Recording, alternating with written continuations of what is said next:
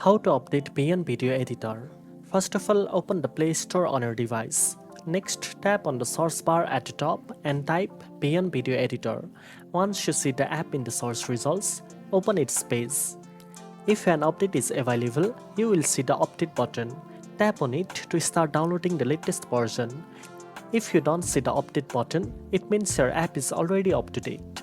Wait for the update to complete. The app may automatically install the new version once the download finishes. Make sure you have a stable internet connection to avoid interruptions. After updating, open VN Video Editor. You will now have access to the latest features, improvements, and bug fixes. Updating regularly ensures your app runs smoothly and provides the best editing experience.